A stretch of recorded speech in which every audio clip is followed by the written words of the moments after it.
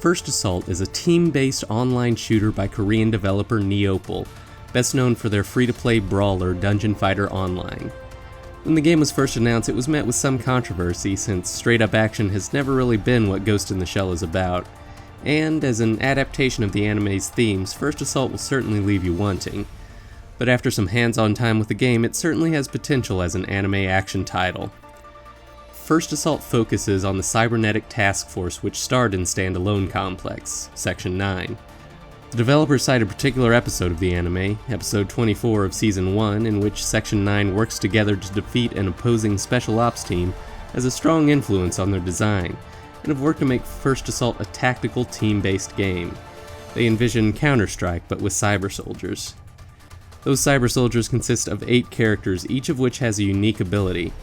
I primarily played as Ishikawa, who can deploy a sentry turret that automatically fires on enemies, and other characters have abilities such as exploding seeker drones or heat sensors that show enemies through walls. Each of these abilities charge over the course of the match, and they can be used in either Tier 1 or Tier 2 varieties. For some characters, Tier 2 is just a more powerful version of the ability, but for others it presents an option called Skill Sync, which allows everyone on your team to share in that ability. Properly managed, this could allow everyone on your team to share in heat vision, health regen, or optic camo. Skill Sync is one of First Assault's most unique features, and the developers are hopeful that it will encourage teamwork and tactical thinking. The developers showed us the 3 modes First Assault will be launching with. Team Deathmatch is exactly what you'd expect. Terminal Conquest had us capturing terminals and defending them from the enemy squad. Capturing a terminal deploys a Tachikoma, a walking tank that attacks enemies. These tanks are powerful, and in the few matches I saw, the first team to deploy one usually steamrolled the opposition, but it's tough to say how well the balance will work without more time with the game.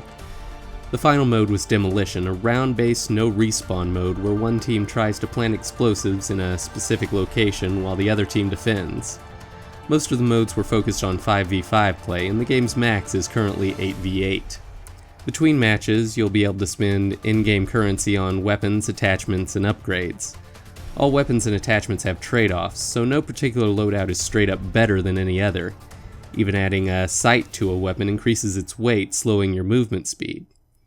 You'll also pick up random consumable items after each match, some of which may just be packages of money or experience, but others are equipable items that boost specific abilities but wear out over time.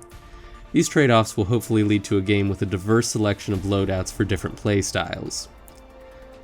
The game looks and feels good. The guns are fun to shoot with solid impact, recoil, and sound. The clean, sparse aesthetic clearly evokes the anime, as do the maps, each of which are based on specific locations from the show. First Assault is launching in early access.